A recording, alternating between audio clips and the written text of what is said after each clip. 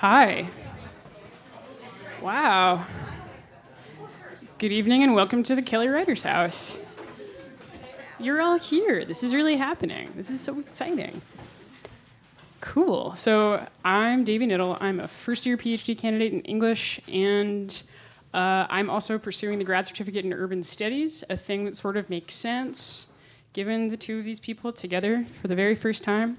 I feel a little bit in running this series and in this being the inaugural event of the series, like it's sort of like a dating game, like I'm like matchmaking, but instead of getting married, you guys are just gonna realize you have lots in common, which I think is probably better. Yeah, fabulous. Okay, so what's gonna happen is I'm gonna give sort of a long introduction, describe Amy and Jena's work, describe sort of the goal of the series and the reason for the frame of city planning poetics. And then I'm going to turn it over to them. They're each going to talk for about 15-ish minutes about our question, what is a map? What can a map do? They're going to ask each other a question, and then we're going to open it up to questions. And so if you are someone of a planning background and you'd love to ask a poet a question, here's a poet. If you're someone of a poetics English background, let me just get a show of hands. Design school people, design-related people? Yay. Awesome. Poetry English-related people? That's about a 50-50 split. This doesn't happen very often. You guys are making me very happy. This is just what I want to happen every day. And then we're going to open it up to questions, and you guys should feel free to ask anything you want. Our theme is, what is a map? What can a map do? And then there'll be a reception afterwards, and you can continue to ask questions then. Welcome. So it is my great pleasure to introduce Jena Osman and Amy Hillier, our two guests this evening for the inaugural City Planning Poetics event. Jason, do you want to sit? Yeah. Cool. Sit right there. Perfect. Jena Osman's books of poems include Corporate Relations, Public Figures, The Network, an essay in Asterisks, and The Character. She is a professor of English at Temple University, where she teaches in the MFA Creative Writing program. She founded and edited the magazine Chain with Juliana Spar for 12 years, which is currently archived in the reissues section of the online journal Jacket 2. Osman and Spar now edit the occasional book series Chain Links together. Amy Hillier has been at Penn since 1995, when she came to complete her MSW and PhD in social welfare. Her dissertation on historical mortgage redlining made extensive use of GIS mapping and eventually led to a faculty position at the School of Design. She currently teaches GIS courses in city planning, urban studies, and social work. Her research is focused on spatial health disparities, including access to healthful foods and exposure to outdoor advertising.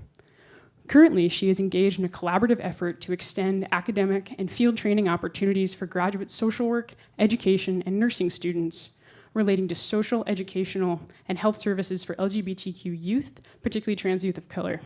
She lives in West Philadelphia with her husband and 2 young children. The seeds of this event for me are in a summer of research I did in Philadelphia in 2009. I was finishing my sophomore year of college and was interested in exploring how murals in Philadelphia shape how Philadelphians think of their neighborhoods and of their city. I'm from here, and as a kid, I knew parts of the city by their murals. In the course of this research, I interviewed Amy while she was working on a project that brought her to Philadelphia's 7th Ward, originally mapped by W.B. Du Bois in the final years of the 19th century. Hillier had set out to reanimate Du Bois's map of the 7th Ward by using layered maps to recreate data from house-by-house surveys on the income, education, reading level, and social class of residents that Du Bois conducted in the late 1890s. Around the same time, I became acquainted with Jena Osman's work, beginning with her 1999 book, The Character. I was struck by the way the poems doubled performance and documentation. In 1930, she writes, "The water can be overwhelming, while in it the attempt of the body to remain upright, however, never upright." I was struck too by how the movement of figures described in the book is the kind of information a map might offer.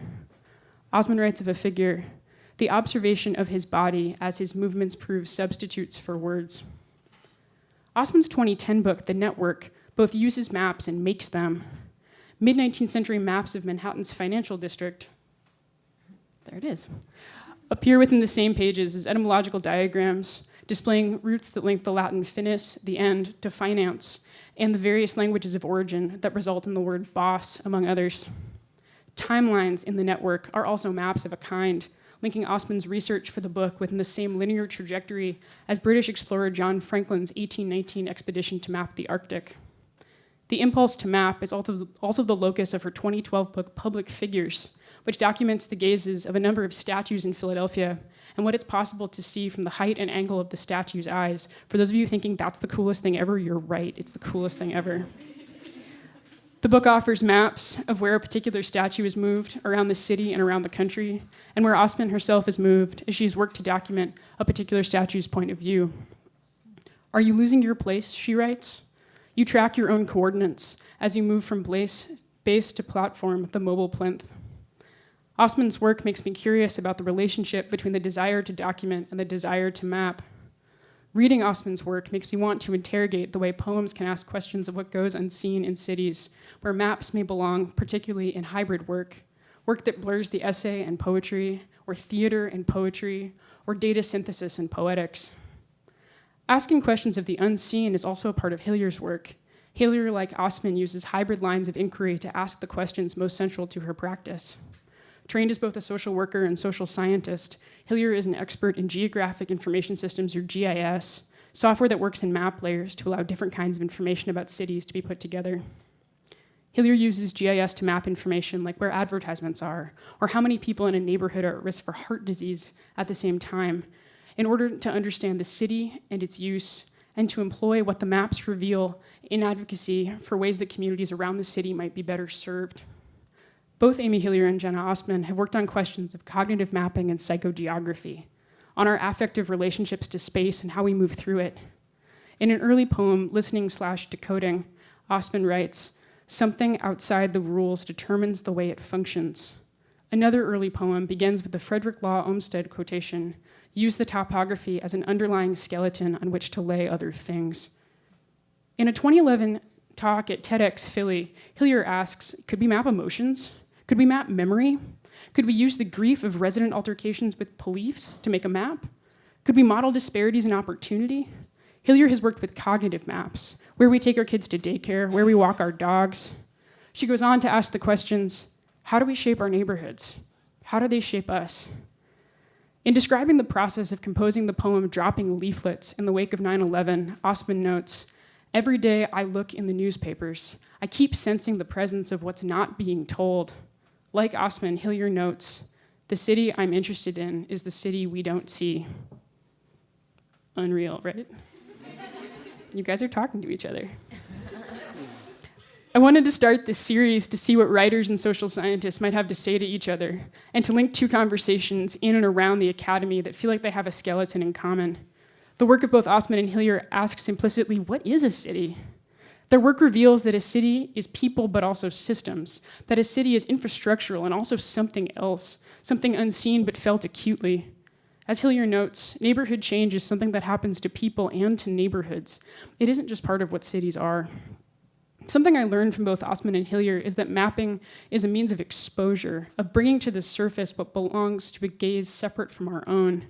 A city is a problem of scale. A city, this city, happens to us in our bodies, and we understand it as an interlocking set of systems, but the means by which it's available to us are somatic. They have to be. I wanted the first event in this series to involve Osman and Hillier because it's their work, in large part, that set me on this course 7 years ago to start thinking about these questions. I admire their work tremendously, and I wanted to see what a conversation between them would produce. Both Hillier and Osman indicate that the somatic belongs on a map with other kinds of data, that, to borrow from poets Frank Sherlock and C.A. Conrad, maps can show us the city between the real and the imagined, the one we act on and the one that acts on us. How to use maps more effectively to show the means to social change, to find different ways of reading the city, of displaying its history, of bringing to the surface what is embedded in the language we use to describe the city we see and think about and live in, is a locus of some of the work that both Hillier and Osman do. I am very pleased to welcome them to City Planning Poetics.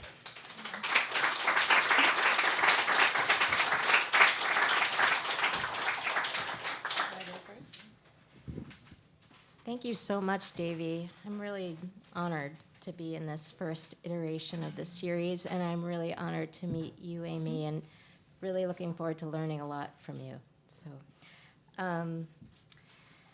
I'm just going to present, I'm going to talk briefly about 3 pieces that I've done that make use of maps. So the first is from this book, The Network. And the network is full of maps, but I'm just going to talk about this one piece, Financial District. The piece is organized around 11 streets in Manhattan's Financial District. There are historic map fragments taken from David Rumsey's online map collection, which is where this image is from. And these are followed by a timeline, which I view as a kind of map of various historical incidents that happened in the area. These are followed by diagrams, another kind of map that trace the etymologies of various words from the world of finance. Then these different modes of trying to track down information about a place get combined, and they're joined by a fictional narrative which serves as a kind of glue between all of these parts and methods. So let me demonstrate what I just described. I'm going to read the section that begins with this map of Cortlandt Street. 1609, British explorer Henry Hudson sails his ship, the Half Moon, for the spice trade and his boss, the Dutch East India Company. He hopes to find passage through the Arctic to the Indies. Instead, he finds Manhattan. 1613, the Dutch West India Company establishes a trading outpost for furs and grain at the mouth of the Hudson. 1625, first 11 enslaved African men arrive with the Dutch West India Company to build Fort Amsterdam, located just south of Bowling Green. 1626, at the site of Bowling Green, Peter Minuit, also in the employ of the Dutch West India Company, buys New Amsterdam, Manhattan, from the native Lenape people with various wares. 1638, Olaf van Cortlandt arrives as an employee of the Dutch West India Company. So that timeline is followed by this very amateur etymological diagram of where the roots of the word finance. So beginning with finis, finitius, finitive, infinitas, infinity. So I won't read through the whole thing, but I was interested in how these words for finance are linked up to other words like finesse, finery, infinity, and finish. Then I combined those 2 systems, the timeline and the etymological background of these words, Cortlandt plus finance, and I'll read this combination. Who was Olaf? Merchandise? The end, then a settled payment, then to pay a fine furs, grain, slaves, a payment that brought accounts to an end, those English off devaluing the wampum, a fine settles a matter, brings a dispute to an end, or simply a tavern keeper, old French fan and Latin finis came to mean the management just before it is light. See final, all of these worlds descend from limit or boundary. Furs and grain for export is of obsolete origin unless it originally meant either mark on a tree, trees often serving as limits of a field, or a stake driven into the ground to mark a boundary, for then it could be a fixing, a being fixed, something fixed, nasal derivative to thrust in to fix firmly, running for miles of frontage on the river in exchange for paying for the passage of others. The transferred sense, commerce over settlement, that is the theme as Dutch West India, limited whence, adopted by which acquires further senses out of my mind, derivative adopted, brought to an end or a finish, especially if good. But the end, money paid as an end or a settlement, comes from via end settlement, blood on the hands, a paradoxical policy of tolerance for those who can invest. To end comes with such forms as peltry, as whence, the yields becomes whence. The company brought trapped Africans to the colony, clothing and architectural implements from the English hurt trade for the Dutch. The fair has a learned derivative, whence, increasing competition for a diminishing supply, then a redirect to grain. Formed as if from whereas is as derivative. Commissary of cargoes or customs, the keeper of public stores paid in furs. From is adopted from late, brewing wealth, then advising the body of 8 men, advising the body of 9 men, but to come from itself, from the source. He was mayor the year of the first slave ship, the which, owing something to probably comes primarily from to pay, perhaps appointed because he found it palatable of a field or a farm or an estate, hence in the boundaries of a large territory, a sugar mill that becomes a prison, cast off from a pier, sliding silently the frontiers of a country or a state. So that's that project. And then the next one is from Public Figures, which began as this thought experiment that Davy described, where I walked around Philadelphia wondering what the figurative statues were actually looking at, and then trying to act on it by putting a camera on a stick and positioning it as close to the eyes as I could get. The book does a lot more than that, but I'm just going to focus on the small section toward the end where I draw some very rudimentary maps. The first one is this, kind of tracking one of the statues that's in front of the Union League right now. I mean, we think of these things as very permanent, but actually is that not working? Okay. But they actually move around a lot.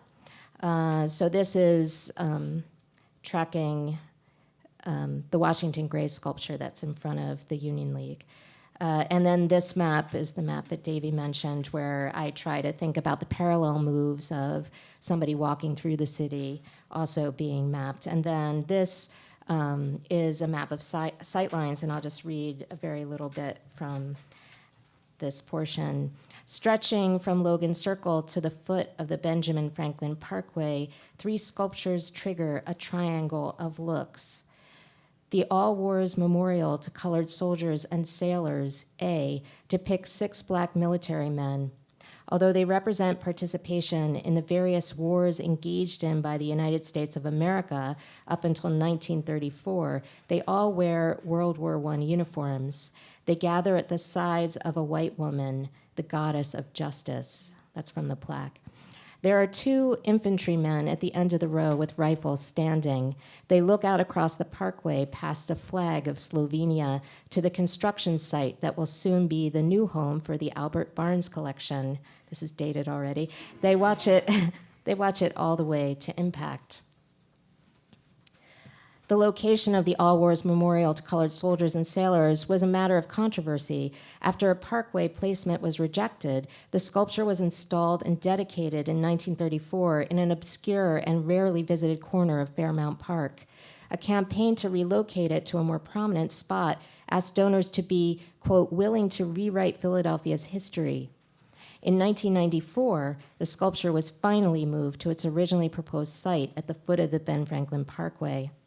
If the 2 infantrymen pointed their rifles to follow their gaze, a vinyl fence screen with a quotation from Barnes would sit in their gun sights. Quote, Renoir painted everything in the world in terms of fluid grace, beautiful flowers, blue skies, precious stones. If they shifted their gaze just slightly to the left, the figures crowding the Civil War Soldiers and Sailors Memorial, B, would be the target of their aim. They track the heat signatures and fire. The 1970s sculpture of the 18th century Venezuelan general Francisco de Miranda, C, also aims his stare at the 19th century soldiers, glances ricochet from A to B to C in a pinball circuit of military histories. Commissioned during World War I and installed in 1921, the Civil War Soldiers and Sailors Memorial, B, consists of 2 looming pylons. The soldiers take up the base of one, the sailors another across the way. Together they form a gateway. Under the dispassionate scrutiny of A and C, 9 soldiers tangle around a cannon, clumsy and cramped. One holds a rifle and looks to Miranda, C, with resolve. They breathe a lively target, sparked with infrared. Okay, and then this is the last project that I'm going to describe. A couple of years ago, I was asked to do something for the Athenaeum of Philadelphia's bicentennial How many here know the Athenaeum or where it is in Philly? Just a few. It's on Washington Square Park, and it's the oldest one of the oldest circulating libraries in the city. So I'm just going to read from the introduction because that describes exactly what I did. The Athenaeum of Philadelphia keeps a leather-bound share book which tracks who has owned each of its shares of stock since they became available for purchase in 1815. The shares have been passed down from one owner to another, sometimes staying within the same family for generations up until the present day. In 1956, Athenaeum librarian Francis James Dallett wrote that, quote, "In no other private institution can the unbroken continuity of Philadelphia life be so strongly felt. The passing of shares from one owner to another throughout the last 2 centuries is a physical manifestation of that continuity. By following the life of the Athenaeum shares, one can discover the links between Philadelphia's past and its present. I decided to investigate the lineages of the shares by following 9 of them. The decisions of which shares to follow were based on somewhat random factors: the sound of the name Tunis, the fact that Robert Hobart Smith had very nice handwriting, the fact that Talbot Hamilton brought a lot of guests to the library, etc. In spite of Dallett's claim for unbroken continuity, my research was beset by discontinuities. Sometimes I couldn't uncover the connection between one share owner and the next. Sometimes a share would return to the Athenaeum for decades for reasons unknown. Sometimes a set of initials or a common name prevented me from being able to definitively pinpoint the identity of a shareholder. 19th century names often proved easier to track down than those from the 20th. I used a variety of scholarly and more poetically associative methods in an attempt to find the connections layered beneath the disconnections. I map relations using census data, home addresses, burial sites, memberships. I use the specificity of the digital search term, as well as the serendipitous discoveries that only traditional archives and libraries like the Athenaeum can provide. So I'll start by, I'm going to just read or show you part of, this is share 90, which begins with Jehu or John Roberts Tunis, who bought his share in 1815 when he was 26 years old. Tunis's paternal ancestors were some of the original settlers of Germantown.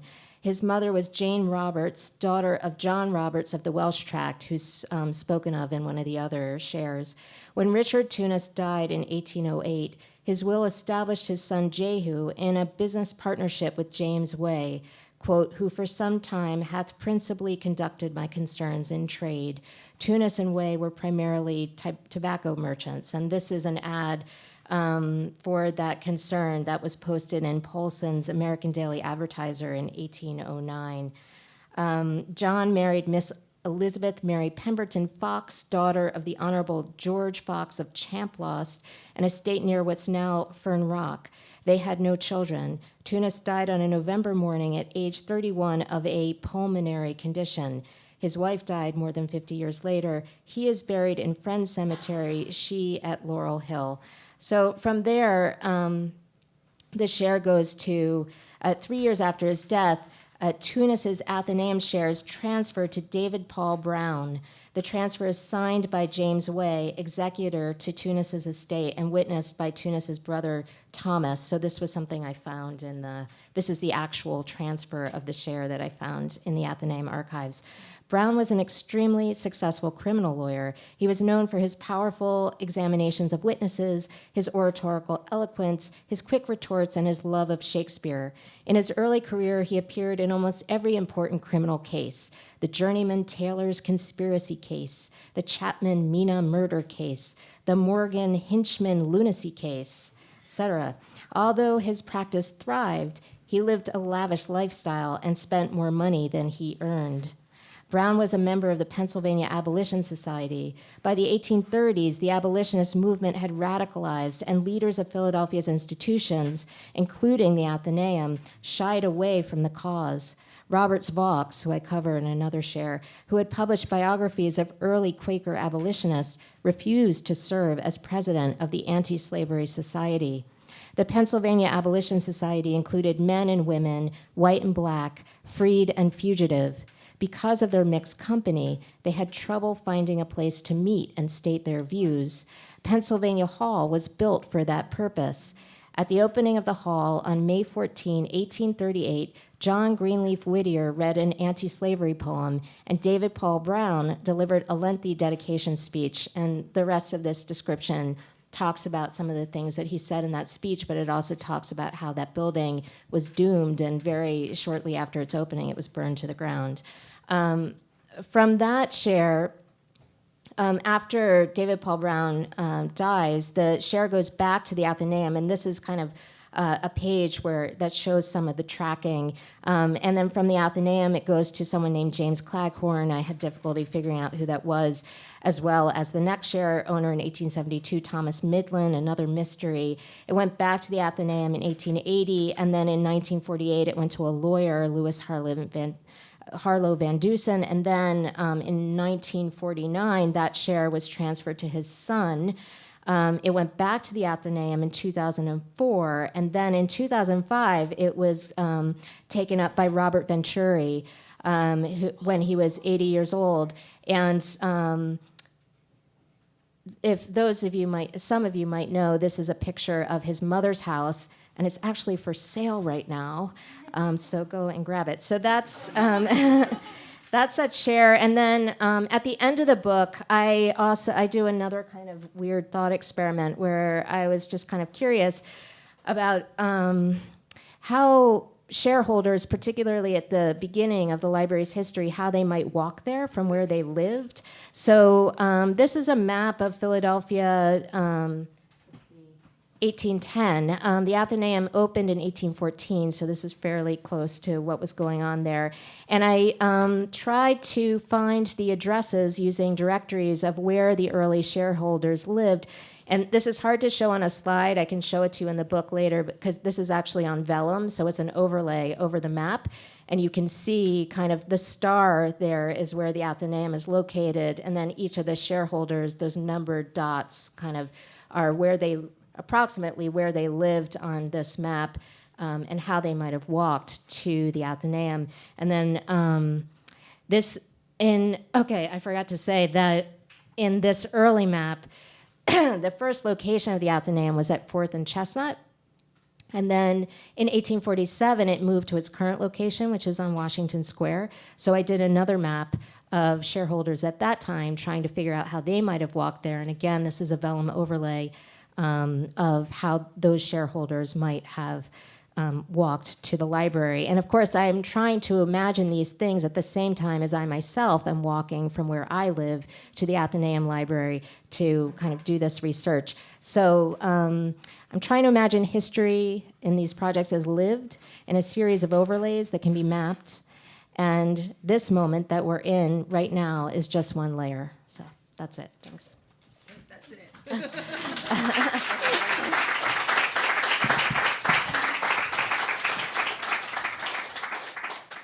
There are a couple seats up front if there's anybody who came in late and wants to sit down.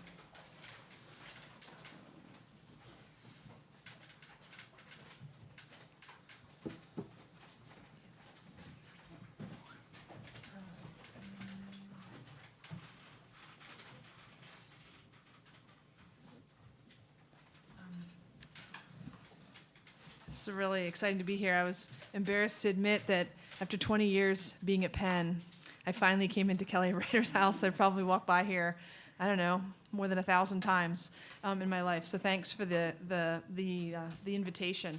I'm on sabbatical this semester, and it is a blissful space.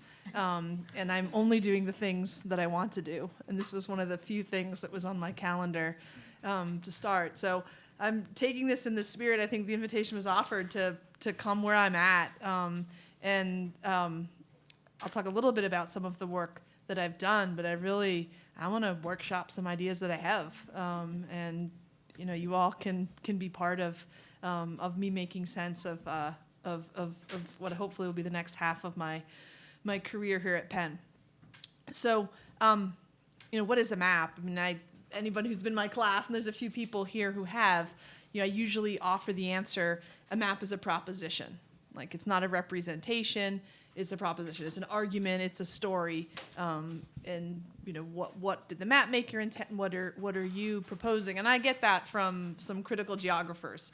I think it's a thoughtful response. And the map that I've offered is an example has been this one, W.E.B. Du Bois Map of the 7th Ward of Philadelphia. And this is just a little snippet, but I wanted you to be able to see it in its detail. And by the way, yesterday was Du Bois' birthday, which is, we marked the occasion at Du Bois College House with a lively celebration to which you are all invited next year, if you remember February 23rd in Du Bois College House. And this map looks a lot like the kinds of thematic choropleth maps that city planning and other sort of efforts to sort of literally map the built environment they use. And the outlines of here are parcels, individual pieces of property that are owned. And I think that city planning generally takes for granted that concept that one can own property and sort of demarcate that with a line, and that could have some legal standing. So I think, just that like sort of shows about, a proposition, like sort of Philadelphia can be carved up, a place where Native Americans live can be carved up and owned by white people. Sort of, I think, one way that we can think about this map. Du Bois didn't have the luxury of having the software or the research assistance that I have had. And in his door-to-door survey of Philadelphia, where he interviewed black households in the 7th Ward, he collected a lot of data like in a table, but it wasn't easy just to sort of switch the variable like it is now. So he just made one map in the book, and it's this gorgeous pull-out color accordion style map in the original. And the only person the library has a copy that's in very good shape. The university archives has an excellent copy, and that's the image that I have comes they scanned. Tukufu Zuberi has a personal copy that he might show you sometime. It's gorgeous, and it's simple, and I think that's some of what I like, that we in city planning, our students learn to do some pretty fancy stuff, and a lot of it is awesome, and will help us change the way we think and we plan, but sometimes it's like the simplest maps, the stuff that we learn in sort of week 2 or 3 of a GIS class that's really most profound. And so Du Bois' map shows the spatial configuration by race, and that was pretty significant then. He was not the first person to do it, but that's a significant thing. And basically, and the proposition as I see it is, he's saying that matters, that there's something to be it's social science, we should understand that spatial configuration between white people and black people, and between black people of different social classes. And at that time, there was no black middle class living in the suburbs because that just wasn't an option. So you see people across class in the classes that he had, very Victorian language, middle class, working people, poor, and the absolute worst were the vicious and criminal. And again, he did not come up with that himself. He was borrowing from the language Charles Booth used of his maps of poverty in London. And so this is like the first class. And actually, every presentation I give about GIS, I bring this map up and invite people to sort of like, what do you see? What do you read in this? To sort of go a layer deeper. Du Bois went door to door and talked to people. I don't know that I would. Some people will call it mixed method, sort of qualitative social science. I mean, he was. I don't think he was really doing ethnography, as sort of I understand it, but he was surely talking and listening to people. And while he doesn't ever use names, because the sociological convention isn't, of course, you don't sort of say people's names, actual names, but he's honoring the variability in the sort of black experience, and each of those interviews, with its own piece on the map. And often we have maps from this era that that are all sort of ward level data, all aggregated, and you sort of aggregate away the diversity is one thing, and the variability, the sort of the even the humanity in doing that. So this is pretty awesome. It takes a good level of detail, and like for him to have pulled this off, I mean, it had to have been a lot of work. He did not have a staff of research assistants, so really considerable effort went in, and to keeping track of the spatial. Like that was not something that would have been simple to do at that time period.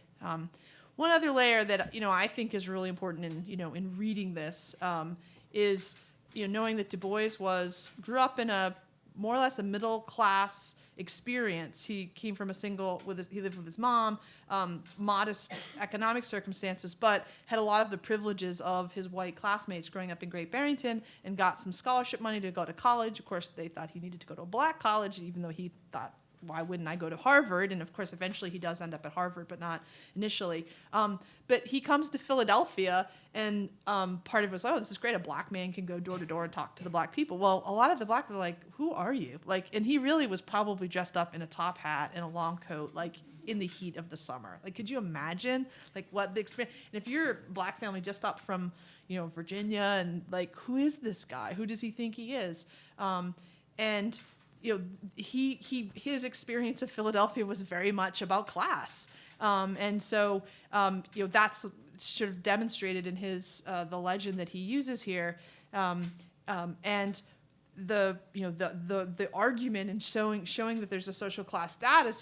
He's sort of claiming his own, like, I have a PhD from Harvard. I'm not like those people who just came up from the South, and some of it was a real personal plea to be like, hey, like. I'm different. Don't sort of lump us all into one category. And I'm sure a lot of you have read parts of the Philadelphia Negro. I mean, it's pretty disparaging to groups, and it has a pretty different sort of economic outlook at that time in his life. He was much more conservative than he is later in his life. If you've read the Philadelphia Negro, there's this wonderful chapter at the end that's called The Meaning of All This. It's like, thank goodness. It's really hard to know what was the meaning of all this, other than sort of showing that social science is really important. And he talks about humanity, and he talks about the real, he was asked to come to Philadelphia to study the Negro problem, and as Tukufu Zaberi says, he reframes that as saying, it's not that black people are a problem, they're people who face a problem. And that, in order to do that, you have to embrace the full humanity of people, and of black people. And he said that's what Philadelphia is not doing. It's not acknowledging that blacks are fully human. And by claiming in this, arguing, making the proposition that there's a social class structure within Philadelphia at this time and within the black community, I think he's making the proposition that blacks are like whites. I mean, heaven forbid. And that might not sound very profound now, but in that time period, that was an incredible argument to make. This is the time of, sort of scientifically justified white supremacy, where people are like feeling the shape of skulls, and so it was pretty profound. And I think, I'm not sure that everybody sort of sees this when they see this. It looks like a pretty simple map. But I was just thinking about this idea about like reading a poem, performing a poem, and that maps, cursory sort of first time, like you might get something, but really spending time, and that that maybe maps are poems to really in that sort of depth. Let me just show you. This is just the only map I'm going to show you that I made, and that I was feeling deep that time I did that TEDx talk, and like that was all talk. Like I never figured out how to map grief or hope or opportunity, like all these things like I really would want to. And some of it is just the tools of GIS have been thought about as like spreadsheets and cells and like just very quantitative, very definite. And these more sort of qualitative concepts it's tough with the technology, and exciting. There are people who are exploring qualitative GIS, and there's a lot of potential. It's still under-realized and underdeveloped, and it's stuff I still hope to do. It's just not stuff I've quite done. This is a map just I think is fun, especially as you're talking about journeys and sort of where journeys of statues, journeys of people. We've all been acquainted with the concept of food deserts, and I did done a lot of research about access to helpful foods and how that helps to explain real differences in chronic disease, which is tremendous and marked by incredible racial and economic disparity. And by the way, will probably bankrupt us, in terms of insurance if we don't sort of reverse that. But one of the problems, and I helped the food trust downtown do some of the early mapping and advocacy around areas that are underserved by supermarkets. And I stand by that work, but it did nothing to tell us about how people actually shop, like where they go. We sort of made these assumptions about people in poor neighborhoods. Well, they must go to the bodega because there's 10 of them around that. And I think, no question, people who live in poor neighborhoods are disproportionately exposed to alcohol advertising and a lot of other things. But that completely denies any sense of agency. And I think, in poor communities, people's agency is constrained, but there's still agency. People are still making choices. They might not be choices that look like what middle income people or economists think are rational, but they're thoughtful and make sense in that context. So we spent time just, among other things, asking people where they shopped. And so the lines show from a block where people go. So if there's a thicker line, more people from the same block go to that store. So if you look up at the big ShopRite, which is the one at 52nd and Lancaster, like a lot of people nearby go there. That's sort of a go-to place. But you can look at the other stores that are nearby, and people don't necessarily all go there. And heck, some people want to go to the 9th Street Market to go food shopping. And we just asked about the primary store. It actually gets much more complicated than this. This has been something that's been fun for me to propose to people studying where people with HIV and AIDS get their services. Like, let's not just assume, and there really are some differences, and sort of why don't people go to the closest place, and what are these different, and also thinking about not just physical distance, which is we do really well in city planning, but thinking about social distance, and what's that landscape and that experience like. So again, stuff that I'd love to map, but haven't. Just to emphasize, this is Teddy Cruz. This is the architect. This is not Ted Cruz, who I never thought I would be rooting for, by the way. He gets really upset when people get confused. Some of you know he's an architect. He's close to Aaron Levy, who I know is sort of near and dear to folks here at Kelly Writer's House. So I've gotten to spend some time with Ted Cruz, and it's fun because they wanted me sort of in the mix, like you do mapping. And then if you know Aaron and Ted, they're like, like they just totally want to like bust GIS up, like this. Think it's very constraining and conservative in how it thinks, and so Teddy's talked about like density. Planners are preoccupied with density of like you have to have this efficiency, right, and that like it's more sustainable to have like high density. And he says, well, why don't we map the density of social interactions? Right, like if that's really what matters in people's connections. I thought that's pretty profound. So just sort of put out, I think, some people who are thinking about some of this. So I shout out to Casey, who introduced me to Nicholas Felton's work and actually used some of it in a project in my class. But this guy's combining like big data sets and personal stories in some really clever ways. And I just grabbed this one that shows he has these annual reports that, one is like, this is all the stuff that was in my dad's calendar this year. So there's some really cool stuff. And this was, he asked everybody he had an encounter with over the course of, period of time to fill out a survey afterwards. Go online, here's the URL, and complete a few survey questions. It actually wasn't even a survey, it was an open-ended text field. Tell us about your experience. And then he did some mapping about where he was and what kind of encounters he had. And I think what was exciting is to think about, like we map things that are important, and this is somehow a reflection on his life. And Casey did a really thoughtful version of this and saying, why am I going the places I am? And what does this say about me and my experience of the city? So I think this idea of sort of personal stories and perspectives is really profound. It's something that I would love to find some room for. Jen Jack, I don't even know how to say this, Geist King. Anybody know Jen Jack's work? Jen Jack is at Trinity College, trained at CUNY, and it introduced me to this phrase called queering the map, which I'm like, I don't know exactly what that is, but it totally sounds awesome. I'm hoping that Jen Jack will come to Penn. We kind of have her on the list around the digital humanities. Do you know Jen Jack? I see you nodding your head. No? No, but I think it's very cool. Yeah. Well, and I mean, anyone who can say size matters to lesbians too, and talk about big data. I think that's like pretty awesome. And Jen Jack's done some stuff around mapping public archives and queer archives, and I just like this is just the kind of space that I want to move into, because I think this is the way, if we start to think about mapping, then the worlds of mapping and poetry are not so far away. So just my last sort of end on this. So it was funny to hear you read the bio that I gave you, right? Because I'm like such a different person now, like 3 months later, 2 months later, 6 weeks later, whatever it was. So the project that had that like ridiculous long, like, you know, letters and things with education, nursing, and social work is being funded through an initiative called Penn Futures that the three deans were funding. And so I got a team together, and that's exactly the title we used. We were thinking these professionally trained students need to be better trained to serve LGBT youth, and particularly trans youth of color. Like that's a population that we should really be focusing on. We got the infrastructure to do this, we can do it. And then we thought we'd have some fun. Someone's like, Penn Futures, what a dumb name for something that's about serving families outside of Penn. Like, why does it have to be Penn brand? And I say this like laughing at the deans, because the three deans of those schools are awesome.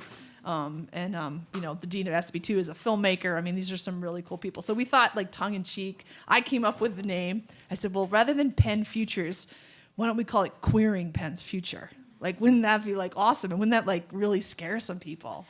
And instead of scaring anyone, like, I'm afraid the development like groups can start using that. Like, then it's gonna like take all the fun out of it.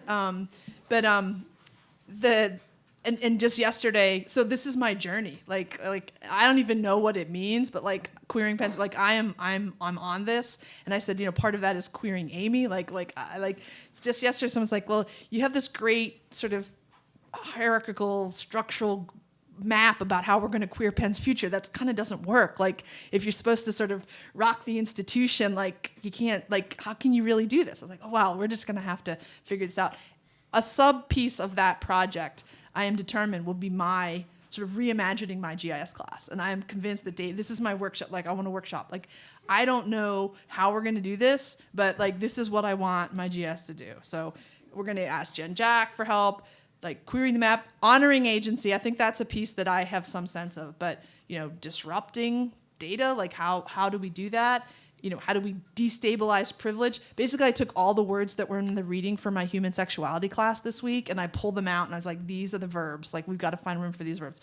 Dysphoria, which when you're talking about gender is this sort of unsettling idea, but like, why shouldn't it be unsettling? Like, shouldn't it fundamentally be unsettling? Shouldn't that be what we're trying to do with our maps? Have people have an experience? Can we do something around depathologizing?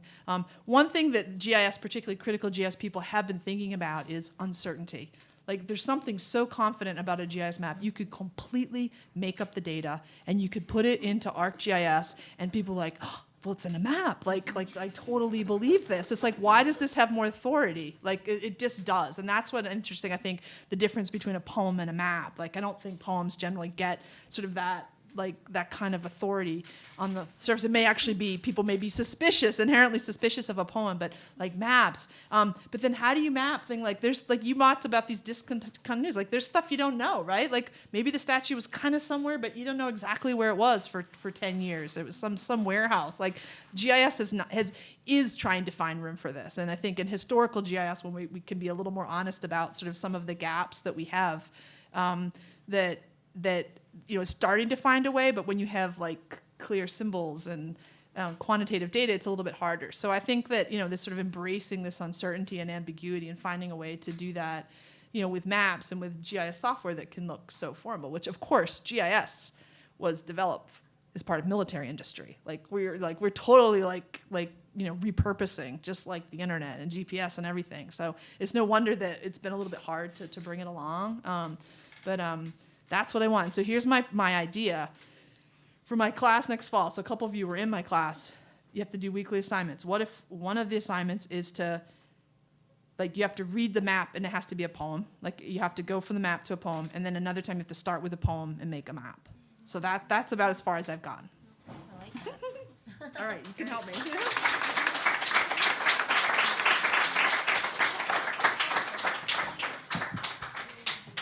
Whoa, that was cool. All right, so we're going to open it up to questions and think about the questions you have. And we're going to start by having you guys ask a question of one another. So whichever of you can go first, who would like to go first? Well, if I ask my question first, I've been talking more, so would that work for you? I don't care. Okay, I'm going to ask you a question so that I can sit and listen to you for a little bit. I mean, I think I've talked about why I need poetry, like, because I feel like the meanings of map, I'm not feeling it, sort of the GIS as it is. But like, how did you come to maps? Like, when, why? I mean, it's exciting to see what you've done with that, but I'm curious about what was the bridge that got you there. Maybe it was Davy, who's been my bridge to poetry. I don't know. I think that I've always been really interested in the intersection of the language of poetry and the language of essay, because the language of poetry for me is the language of uncertainty and questioning. Mm-hmm. The language of essay is the language of certainty often, even though it's, kind of a wandering certainty, or an open-ended kind of pathway that you can follow in an essay, but there still is that kind of sense, even just on the level of the sentence, there is that sense of fact, in a way, or authority. And so by combining those two, I'm really interested in how they can trouble one another.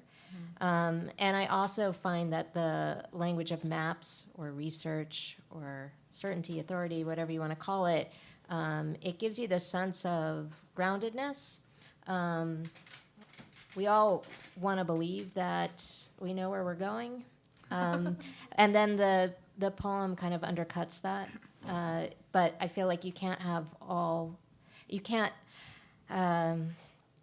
like you said, when a map is kind of presented, people say, yes, that's the way it is. That's the facts. And we're going to make policies based on this map. We're going to take these as kind of, the ground from which we move. But like you also said, that certainty is based on some big holes and discontinuities, and we have to kind of we have to ignore the data that doesn't fit, or the data that we can't access that might actually change what the map is telling us. And so I feel like the poem can kind of speak to those gaps a bit. And that was really going to be my question for you. I'm really interested in this idea of how to embrace ambiguity through GIS, and how does that even work? How do you even begin to do that? Yeah, I don't know, but and I have to say, like, one of the amazing things about being at Penn, and I think this is probably true with your students too, is like when you're the instructor, you don't have to figure everything out. That's why you have like these brilliant people around you, and I think I've been at this long enough that I'm not maybe as insecure as I was when I started. Doesn't mean I'm not still insecure. In like I can be uncertain and about this and pose that. I think that's something, especially if Davy's in my class, we can totally do that. But I do have some ideas. I think in statistical modeling we can talk about error. And you can, which is sort of, it just doesn't fit our model, and that's a level of uncertainty, and you can map that. Like you can map sort of the residuals for maps. So that's sort of one way. There's sort of the blanks and the NA or the 999 missing data. Like, so what if we privilege that in the map, and the certainty like gets the more subtle things? What if, so just examples, like Casey mapped everywhere she had been, like across the city. What if I said, like, where's the places that you haven't been, or that you don't remember, like that you forgot to mark down, or that aren't in your cell phone, or something like that? Like if we map the things that we don't know, I don't know. But I think that there might be some other answers here, and there might not be answers. It was a great question.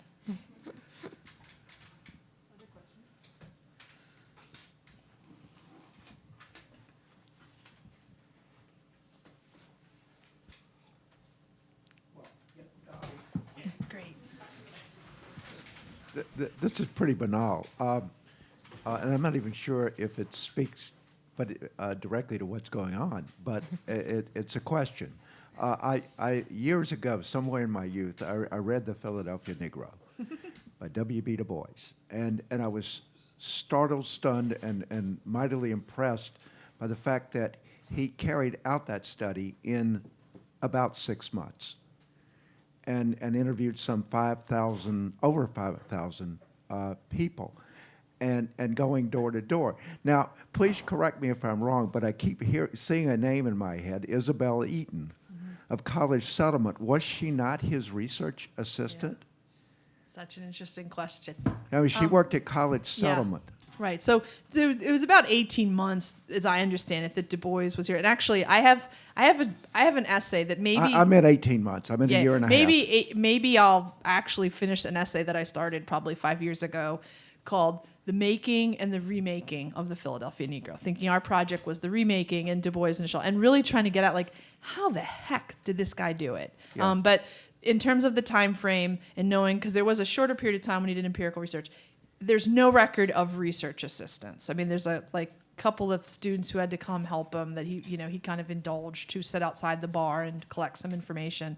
But Isabel Eaton, when they originally did the study, it was Susan Wharton of the College Settlement House Board, who lived right downtown, right by Pennsylvania Hospital, and her neighbor was the provost at Penn, the associate provost, Charles Harrison, and they had got together in the parlor. It was not only white people; there's some very prominent black people there. It's like, we got to do a study. It'd be better if Penn did it because you could invite someone, and they assumed it would be a white social worker, a white social work woman that's who typically went to the College Settlement Association, and so. I imagine Isabel Eaton was already on the radar. She was a student in maybe at Columbia or somewhere, like an academic and a social worker. But a guy named Samuel Lindsay, who was in the sociology department, a white guy, said, I have another idea. I know this guy Du Bois. He just finished up his PhD. He's already like a rising star. And somehow he convinced them. So Du Bois is the one who comes to do the study. And Isabel Eaton... she and Du Bois have a relationship, not a romantic relationship, but know each other, and their careers intersect. And Du Bois talks about it less than the social workers do, but the white women social workers, he learned a lot from them. And the Philadelphia Negro arguably is much a work of social work and social welfare coming out of Hull House and some of those traditions, as it was anything about academic sociology.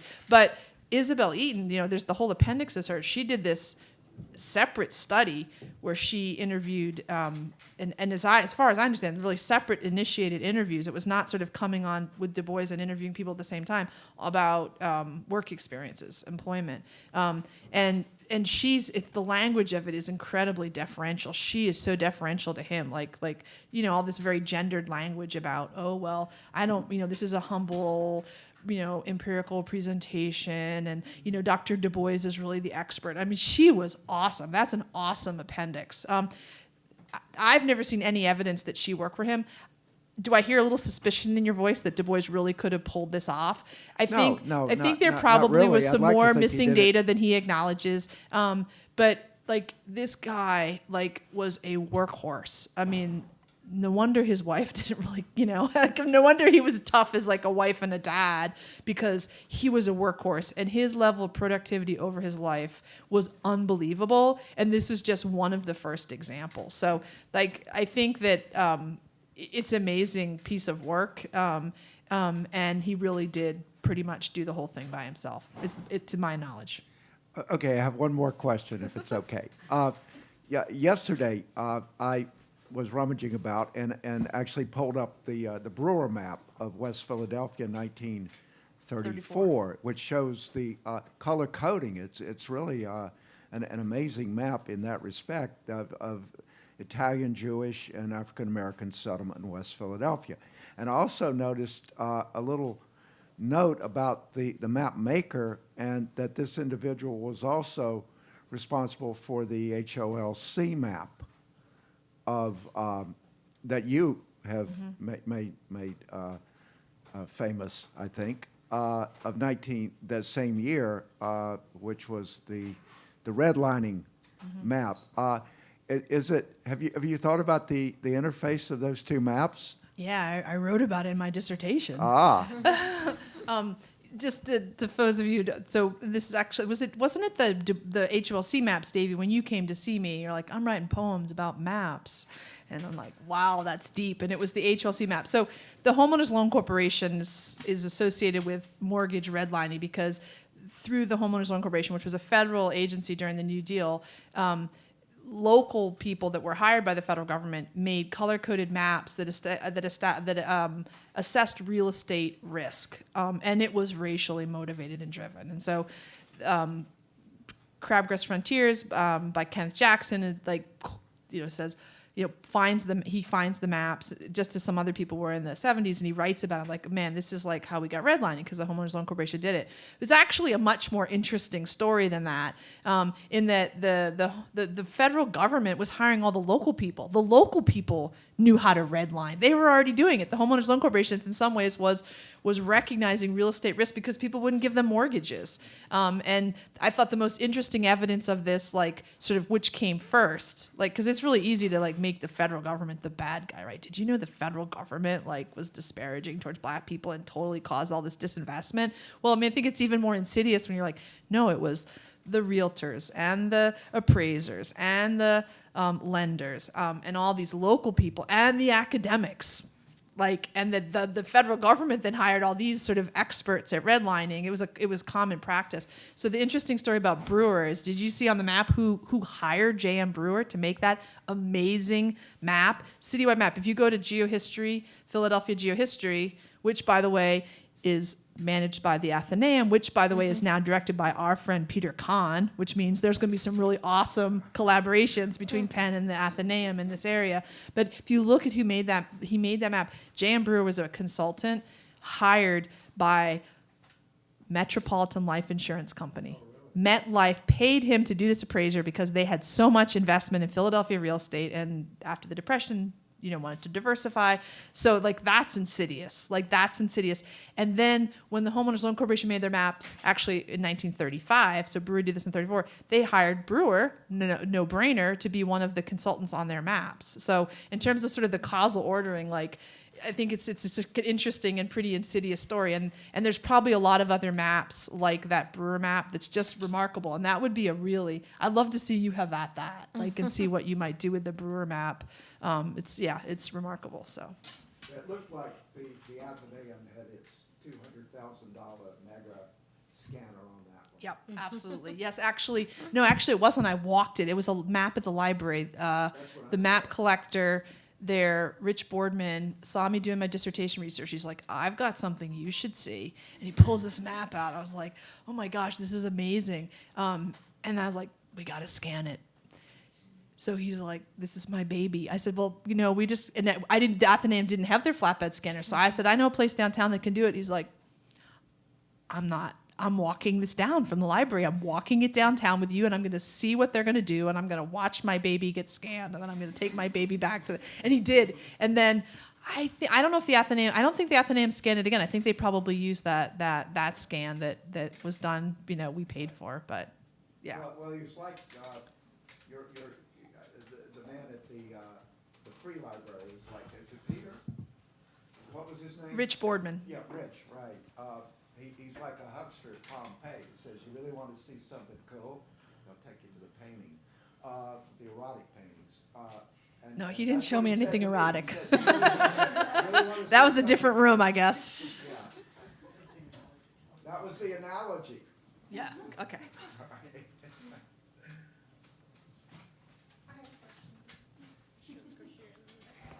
Hi, Jena. Hello. I was thinking about both of your talks and about the idea that we kind of accept maps as fact, right? And how there isn't a lot of space for indeterminacy, and how a lot of your work seems interested in disrupting that in some ways. And then it makes me think about the way we think of poetry and language. So even your mapping of language and how it breaks apart and as multiple instead of singular, and pathways as multiple instead of singular. So I was wondering if you could speak about that kind of like relationship of indeterminacy that exists both poetically in language and in maps, right? This kind of like difference between proof or singularity versus what is multiple. Well, in terms of just language, when it's in poetic form, can be, I mean, the form is asking for multiple responses, right, in its best forms, in that the reader is expected to bring whatever knowledge or ideas or concerns that they have to the language and then work with it. So it can go in multiple directions, right? And I feel like, and this is something that I'm interested in this discussion about maps, in that, like, I feel like there is something essentially poetic about mapping. Like, I think a lot about Dennis Wood, the stuff that he did. That's the propositions comes from yeah, Dennis Wood right. and John Krieger. Who, you know, he mapped things in his hometown, like how many streetlights there, like where the streetlights were, or the kind of newspaper delivery person's route. And these maps, the way that he did them are very delightful in terms of image work. And you can look at them and they seem really open. But he is making a kind of argument about where he comes from, I guess. He is making propositions. But I feel like the propositions come from they come from that moment of interpretation, right? Like we see this with poetry a lot, like especially when you learn it in class. It's like T.S. Eliot's The Wasteland means this. You know, you take a course and you are lectured to, and if you have kind of maybe the wrong kind of lecturer, you're taught that it only means like one thing. But if you kind of step back and think about, you know, all the ways that one can deal with that very indeterminate text. I mean, you can look at it as determinate or you can look at it as indeterminate. And I feel like the same is the case with maps, right? Like you can look at a map, any map, as making one particular argument, but if you just add some other information, like what you were saying about the food deserts, like, okay, so we know where the food deserts are, and then the argument was, well, they must be going to the bodegas. Like that was the interpretive gesture, that was the response, and they were like, wait a second, we need to kind of look a little deeper and see like where people are buying their food, and then that leads to another interpretation, and then maybe you'll ask another question like what are the reasons why people are buying their food in these places, and that will lead to another map. You know, it feels like as soon as you get to a stopping point and say like the map means this, that's where the problems can start, because some very important information might have to be ignored or avoided. And the fact that the maps that you're working on, I mean, they lead to that. The goal is to lead to social change, right? So,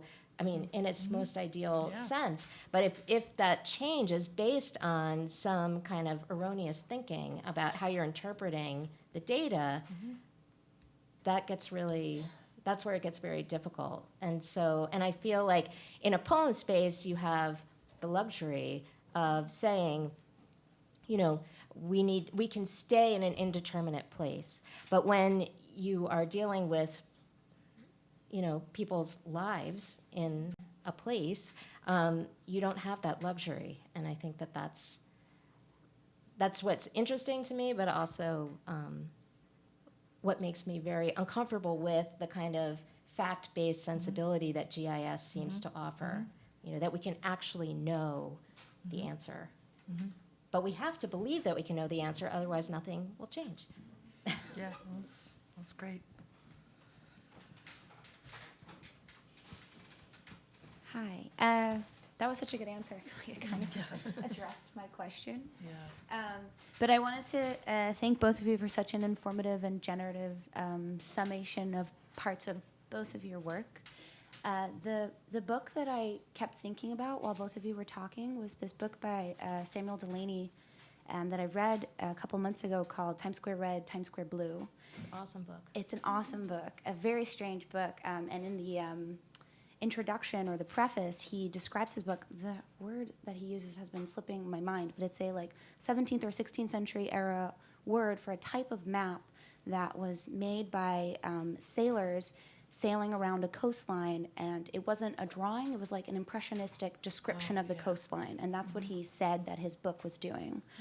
And the book is like about public sex and Interclass connection and ways of talking to different people.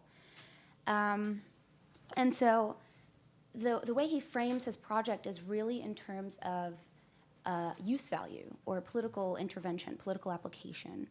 And I was wondering, both of your works seem to be interested in supplementing sort of the way we might think about maps, the way we might think about poetry with different information. I don't know if I want to use the word use value, but there seems to be a strong political dimension to both of your works. Can you talk a little bit more about the way you see supplementing different types of information speaks to that, like political interest? I have a great answer for that. I don't know. Like, I think I might have thought I knew before, but I don't know. So my just a little bit about sort of how I came to all this. It was finding reading about the Homeowners Loan Corporation maps. Just as someone had just given me a very introductory lesson to GIS, I was like, oh, like this is what I want to do. And it wasn't sort of any strategic, like this is going to be a great career path and this is how I'm going to get a job at the School of Design. It was just like really following a passion. And I was doing what now we call big data, like, administrative records, like all these sort of data that people are collecting about you all the time. That's the kind of stuff that I was sort of trained on. And like, it was just became really unsatisfying, like some of that. And I think that led me to primary data collection. So that's like the map about the where people shop. I was like, well, I'm going to still map quantitative data, but I'm going to map the questions that I'm going to ask people the questions I want to know the answers to, so we can start to get at these behaviors that are, and how people interact. And as that's become unsatisfying, I've, spent more time doing qualitative research with colleagues. And so like the best stuff that really has come out of the study I showed you, that map, has been my colleague Carolyn Canusio is the lead author on it. If anybody knows Carolyn, she's in the School of Medicine and does research on public health, a social epidemiologist, and wrote about the social experience of shopping. It's not just about getting your food. It's about, your sense of identity and so and I have to say so that's kind of not, I won't say unsatisfying, but like bumping up against the limits of that, especially if I'm going to go with any certainty, to sort of say to Paul, this is what's going on. So sort of what's next, without really knowing exactly what is involved, I'm going to go to a participatory action research training at the Graduate Center in New York, which someone told me, you're never going to be the same. It might make me throw out everything I've done. It's like, okay, I'll come down with it, because in terms of who's constructing the knowledge, and how, just because the data, who gets to decide it's data, and who gets to say that it's facts. So the project I'm going to work on is with Youth at the Attic, which is Philadelphia's LGBT youth center. And I'm right now working with them on a policy to support transgender kids in the school district. And the project that I want to do is for us to do participatory action research around that implementation. What's the current experience? What is there accountability? Can we see some change? And I think there'll be some fun mapping, but if I'm going to teach these kids to map, it's going to be because they ask me and because they think that it matters which school has a gay-straight alliance, not because I have a data set of where all the gay-straight alliances are, and because they say that poverty or income or what's nearby matters. Which is a little bit scary, because it's not stuff that I'm trained in or particularly know. But you're sort of how do you sort of add to what you don't know? I mean, I'm following my instincts on that. Something else you want to say about? Let's take these two more. That'll be it.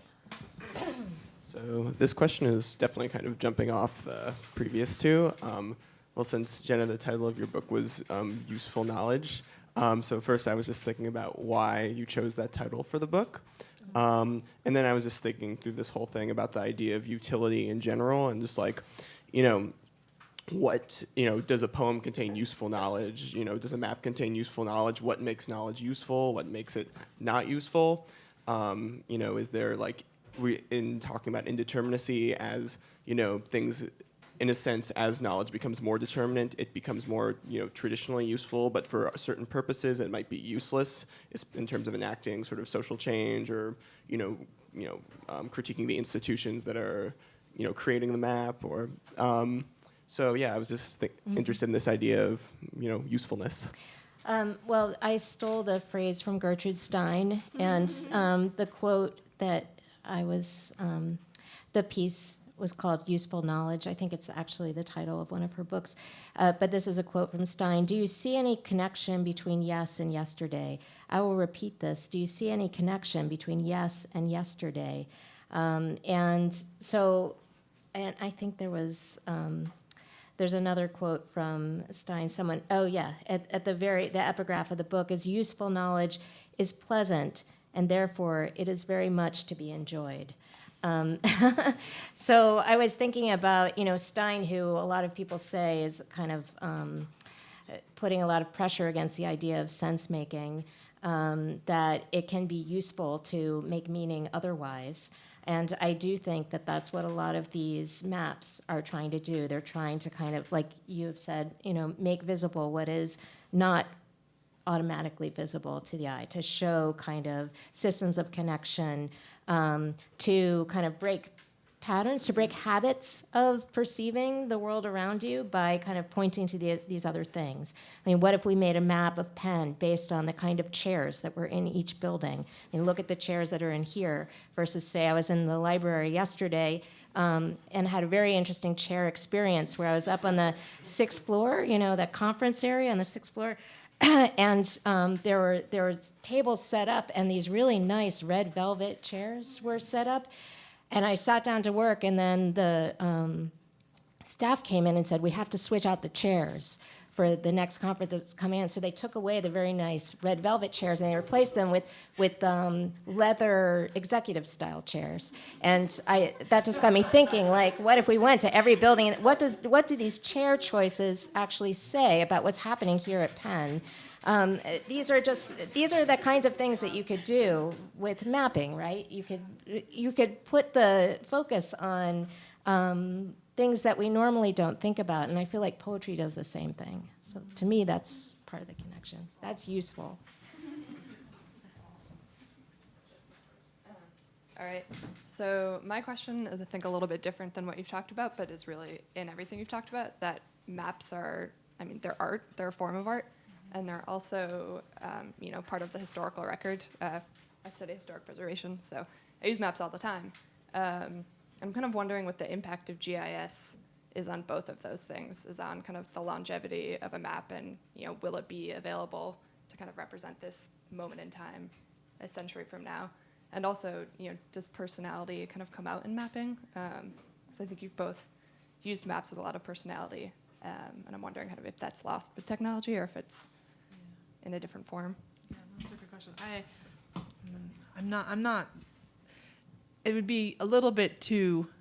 It would be extreme to say GIS killed the art in maps, but it's pretty close. I mean, in terms of the art of cartography and the elegance, and it's machine-generated images. And so I've seen people, I think, take stuff out of GIS software and sort of give it some of that elegance, which is awesome. But it's something that we need the poets, like we need, some other people with a different aesthetic to come in and really influence that. The historical record.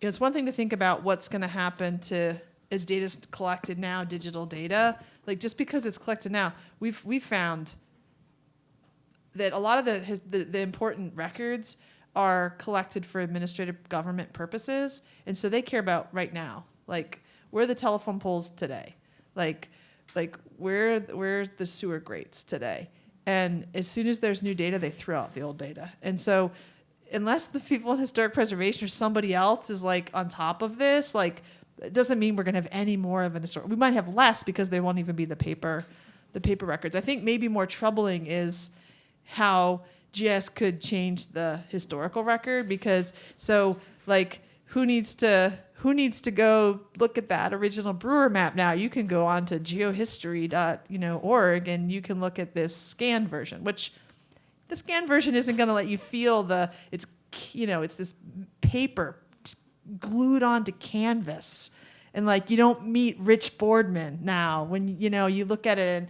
But even more than that, like if you rely on my, let's just say, recreation of some mortgage records, there's a lot of errors in there, or my census data of the 7th Ward. Like you look at that stuff. I mean, we introduced all kinds of error, and there was probably already error. So I think that might be even more troubling about what GIS would do the historical record.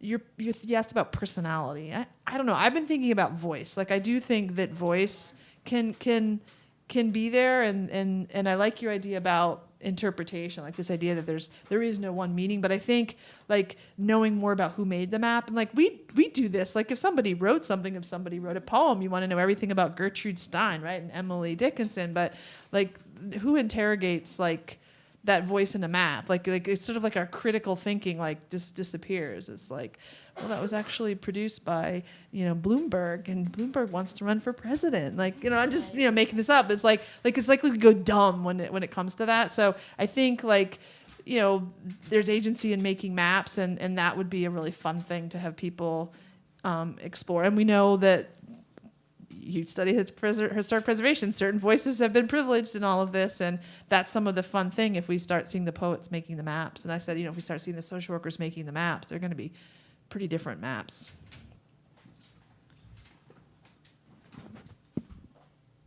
That's a great place to end. Thank you both. That was great.